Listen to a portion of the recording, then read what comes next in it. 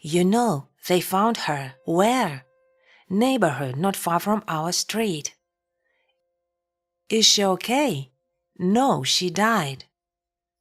That's why it's so important. Everything points to you now. What does it have to do with me? You were the last person to see her, so everything points to you, son. Aidan Fauci was born on November 17, 2006 in Florida, USA. His father was Jason Fauci and his mother was Crystal Smith. It was a typical American family of average income. Aidan's mother was a housewife and his father worked for the company Robinson Architecture located in Jacksonville. Aidan's childhood apparently was not the easiest. His parents separated early and shared custody of him. In addition, his father had regular problems with the law. In January 2003, the man was charged with cruelty to his son. He was later found guilty and sentenced to 1 year and 2 months in prison. In addition, Jason was charged with unlawful acts of a sexual nature directed towards another person. The punishment of this offense was suspended. In 2016, Aidan's father was arrested again for a fight that he started at a gas station. This happened in front of 10-year-old Aidan, so the young man from an early age understood what violence was. He constantly fantasized about how he would beat someone or even kill them. Aidan began to take illegal substances, and along with that, his fantasies about killing became more and more explicit and radical. The teenager's few friends believed that these were just stories that helped Aidan cope with the difficulties associated with relationships in his family. But in 2021, he realized his fantasies and killed his girlfriend, 13-year-old Tristan Bailey. Tristan was born on January 18, 2008 in Florida, USA. She was a 7th grade student and also a member of the cheerleading squad on the school team. Tristan and Aidan met at school and were apparently in a romantic relationship for some time. On the night of Saturday, May 8, 2021, the girl sneaked out of the house and went to meet Aidan without asking permission from her parents. The next morning, Tristan was supposed to help her siblings in making breakfast to celebrate Mother's Day. In the morning, the girl's mother went to her room to wake her up. Not finding her daughter, the woman was scared. She called all of her daughter's friends, but no one knew anything about her whereabouts. Tristan's mother eventually contacted the police and reported her daughter's missing. The county sheriff's office issued a missing persons report using the public address system. Local residents formed volunteer search parties and made flyers to help authorities with the search for the missing girl. In turn, investigators began reviewing surveillance cameras located near Tristan's home. During the review, it was established that the missing girl was walking in the parking lot of a shopping center with a young man who looked like Aidan. Tristan was wearing a white cheerleader skirt and a dark t-shirt. After analyzing several hours of video recordings, detectives found that the cameras last recorded Tristan and Aidan at 3 a.m. near the forest. After viewing, the police went to Aidan's home. During the inspection of the house, they found several items of clothing covered in blood, as well as a couple of drawings depicting girls with cut-off hands. Aidan himself was soon taken to the police station for questioning.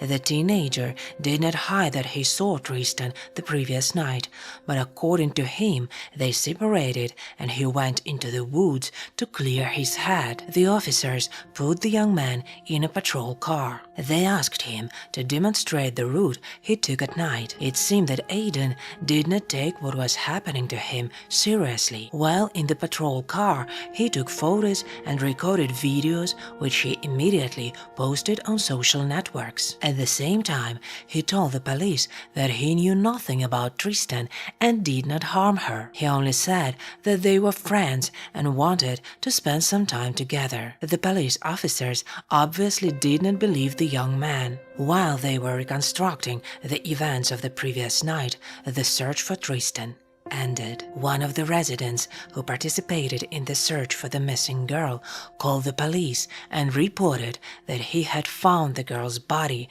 near a small pond. Within minutes, the police and forensic experts arrived at the indicated location. There were more than 100 stab wounds on Tristan's body. After several hours of intensive searching, the murder weapon was found, namely a small hunting knife with a folding blade. A small segment of the blade was missing. It was later found stuck in the victim's skull. The next day, the results of the forensic examination were released. It showed that there were 114 stab wounds on the victim's body. According to the experts, the girl fought for her life until the last moment, and KiIIer continued to stab until the blade of the knife broke. You know they found her. Where? In the neighborhood, not far from our street. Is she okay? No, she died. That's why it's so important. Everything points to you now. What does this have to do with me? You were the last person to see her, so everything points to you, son. At a meeting with the mother and father, the parents tried to convey to Aiden the idea of how serious the situation is, but he doesn't pay attention to it. When they ask Aiden, is he scared, he says no, despite his fussy gestures. Are you scared? No. No? But maybe a little scared. Well, if you didn't do anything, then there is nothing to worry about. Did you do something with her? No, sir. Aiden's parents continue to press him to tell them everything, but the boy only squeezes out a few words with disinterest and avoids eye contact. Aiden confessed that he kissed Tristan and that his DNA would be on her, unaware that this evidence would work against him. What were you doing that night? I was at Tress' house. We were walking. Did you kiss? What were you doing with that girl? Be completely honest. Yeah, I kissed her. And anything else? No. So your DNA will be on her.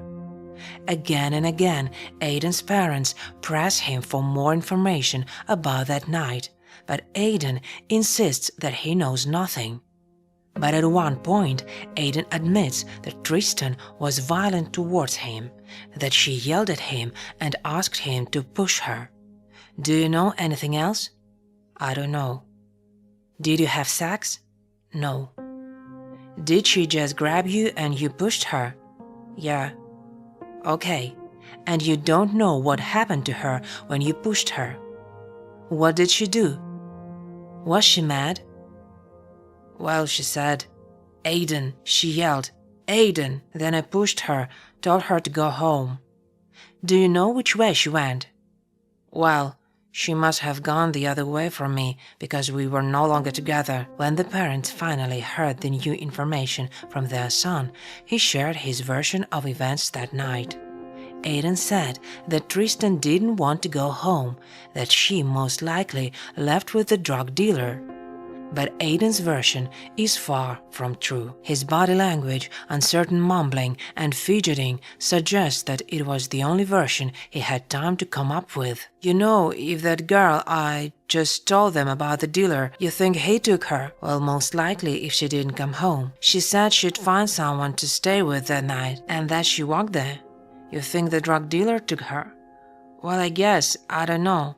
Did she go in a particular direction? We shouldn't talk to him about that, honey. I'm just asking what he told the police. District Judge Michael Outfielder found that the authorities had probable cause to hold Aiden in custody, so the young man was placed in the San Juan Juvenile Detention Center, and during interrogations, Aiden changed his story several times, but he still claimed his innocence, while Tristan's family, friends, and classmates said their farewells at a Jacksonville church. The news of the 13-year-old's death spread across the country, with thousands of people signing a petition on the Change.org website demanding that authorities try the perpetrator within the adult justice system so that the killer could receive the maximum punishment possible. On May 27, 2021, authorities announced that Aiden would stand trial for first-degree murder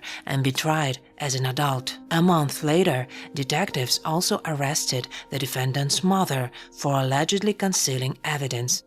According to the police, Aiden's mother washed the pants he was wearing the night of the murder and tried to convince police that her son was wearing different clothes that night. As the investigation continued, detectives interviewed friends of the arrested teenager, who said that Aiden often talked about killing people and about plans to kill someone in the woods. In October 2021, a preliminary hearing was held in Tristan's murder case. The defendant was in the county jail and testified via video link. Aiden was wearing an orange jumpsuit and looked confused or even scared. The official trial was postponed several times at the request of the teenager's lawyers. Recently, in February 2023, the case took a new turn. The young man finally pleaded guilty to the charge of first-degree murder.